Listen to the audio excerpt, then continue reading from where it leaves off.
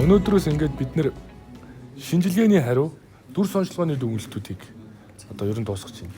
Энэ юу юм бэ гэхээр нөгөө эхоны зургууд тэ янз бүрийн зургууд байдаг шүү дээ. Тэгэхээр нэг эмнэлэг дээр ирээд иргэн за би танаа эмнэлэг шилжээ гэхээр өөрийнх нь зөвшөөрлийг нь аваад нөгөө эмнэлгээс нь шууд тэр зургийг татаад авах.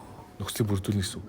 Шинжилгээний хариунууд аль эмнэлэг дээр очиод биохимийн шинжилгээ өгчвөл шинжилгээний хариунуудыг иргэн зөвшөөрчих юм бол шууд авчнаа гэсэн үг.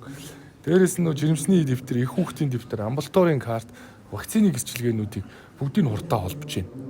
Тэгээ эхлэхээр 3 сарын дараа хүүхд ч вакцины хийлгэн шүү гэж сануулдаг. Тэгээ жирэмсний дэвтэр, их хүүхдийн ягаан дэвтэр чинь нэг юм ноорхоо цагаан шар цаас байгаа болно. Тэгээ ерөнхийдөө ингээд нэг юм хүн сурталыг эрүүл мэндийн салбарт арилгаж байгаа нь маш том дэвшил.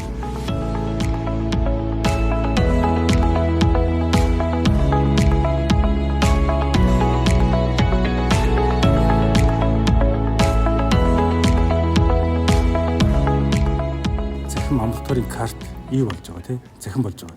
Энэ мэтчлэн одоо тухайн хүн заавал ингээд хөдөө орон нутгаас ирэхдээ тор дүүрэн одоо тийм карт энэ зузаан ном шиг болсон карт зургуудыг авч явах шаардлагагүй. Тухайн хүн өөрөө ингээд тухайн эмнэлэг дээр ирээд лавлгаа шатлын эмнэлэг тэрэнгууд таны мэдээллийг үзэх юм бол утсан дээр нь сануулга ирдэг болно гэсэн. Таны мэдээллийг нэвтрэх чинь та зөвшөөрөх үгүй юу? За тэр хүн зөвшөөрчөөл тэгээд тухайн эмнэлэг дээр тэр мэдээллийг дэлгэж нээж үзэх юм боломж бүрдэж байгаа гэсэн. Тэгэхээр энэ асуудлууд ингээд үе шаттай шийдэгдэж явж байна л гэсэн. Тэгэхээр 13 А маягтыг бас хэмжүүлсэн гэж нэгсэн явсан гэсээр болчлоо гэж хэлсэн. Тэгэхээр энэ ажил бас яагаад зогсов? За энэ бол мэдээж 13 А-г бол бид захимжуулна. Ингэжээж ялангуяа нөгөө хувь хүний эргэх тогтолцоог хяналтанд орох юм маань энэгээр зохицуулагдаж байна. 13 маягт бол мэдээж манай улсад нэвтрээд 20 гаруй жил явж байсан. Энэ маань ямар учиртай байсан гэхээр анхны шатнаас давлгаа шатал ирэх гэж байгаа иргэдийн мэдээллийг тэр бач одоо захин байхгүй байхад тэр бачиг баримтууд орлож явуулдаг гэсэн.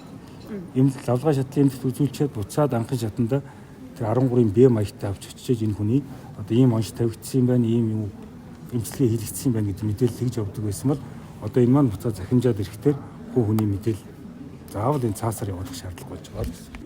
Одоо цахим шилжилтийн стратеги бид нар бол энэ байнга дэмжин ажиллаж байгаа. За ялангуяа цахим шилжиж гэдэг бол өнөөдөр бидний амьдралын яг нэг хэсэг болсон зөвхөн эрүүл мэндээс гадна төлбөр тооцоо хийх гэх бүх салбаруудад цахим шилжилт бол маш чухал одоо үр дүнгээ өгч байгаа. За тэгээд энийг бол нүүбийн хүүхдийн сан салбар бүрт бас дэмжихийг одоо хичээдэг. За ялангуяа энэ хүү зөвлөлтийн хуулиар хоёр яамдад маань хоорондоо бас маш уялдаа холбоотой ажиллаж байгаад бас би маш баяртай байна. Ялангуяа энэ хүү дижитал стратегийг гаргахад хоёр яамдын хоёр талын одоо үзэл бодлоо өнөөдөр бас ярилцагдана гэж бодож байна.